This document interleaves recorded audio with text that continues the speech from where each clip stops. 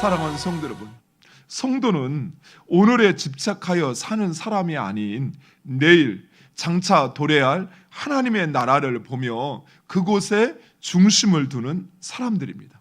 따라서 성도들이 행하는 그 모든 사역과 행위는 오직 하나님의 나라를 통해서만 그 의미가 있고 가치가 있다라는 것입니다.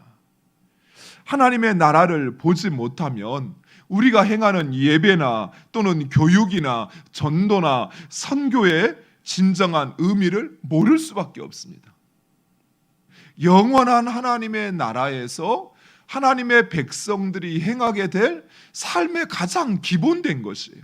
우리는 지금 그것을 배우고 훈련하는 것입니다.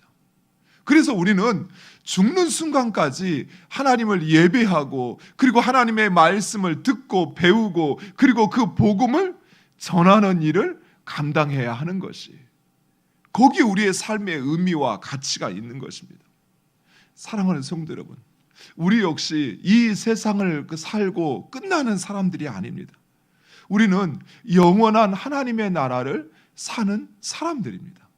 즉 이 세상에서 살고 있는 오늘의 의미는 단순히 내가 이 세상에서 사는 70년, 80년, 100년의 의미가 있는 것이 아니라 영원한 하나님의 나라, 그 나라에서 오늘의 의미가 있는 것입니다. 그래서 우리는 바로 그 영원한 하나님의 나라를 준비하며 살아야 하는 것입니다. 바울은 바로 그 하나님 나라를 준비하는 삶에 대해서 우리에게 말씀하고 있는 것입니다.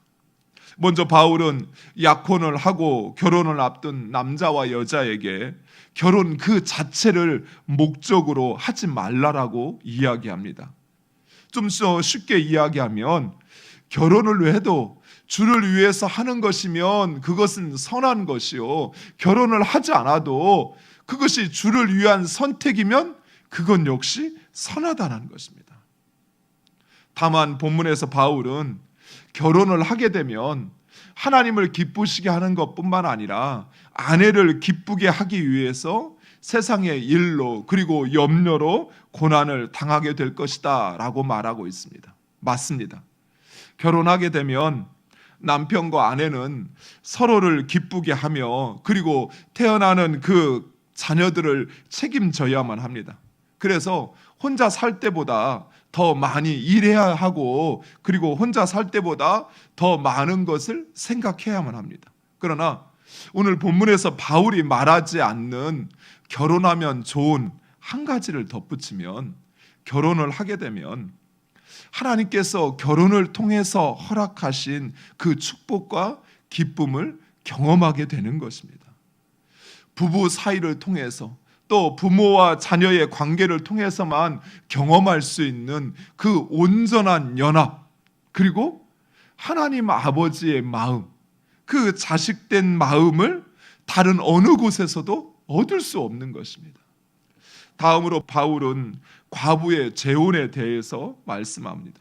재혼 역시 주 안에서 행하라 라고 이야기합니다. 즉 재혼을 하든 과부로 지내든 오직 그 하나님의 뜻 가운데 행하라는 것입니다. 그것이 주를 위한 것이면 재혼을 해도 되고, 그것이 주님이 기뻐하지 않는다라고 여겨진다면 재혼을 하지 말고 혼자 살라는 것입니다.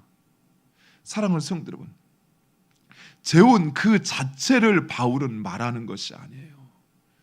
재혼을 하면 그것이 복이 되고 재혼을 안 하면 그것이 나에게 해가 되는 것이 아니라, 재혼 그 자체가 중요한 것이 아니라 재혼을 왜 하느냐 하는 것이에요.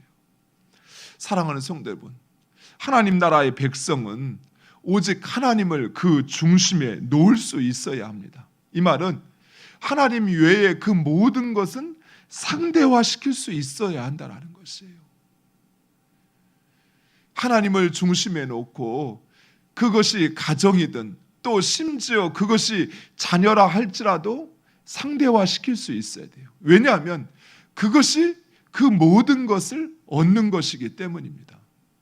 영원한 하나님의 나라, 우리는 지금 그 영원한 하나님의 나라를 살아가고 있는 것이에요.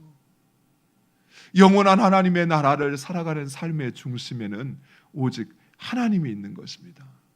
그 하나님을 중심에 놓고 그 모든 것을 상대화해서, 그래서 오히려 그 모든 것을 얻고 누리는 여러분 되시기를 간절히 축원드립니다. 영광의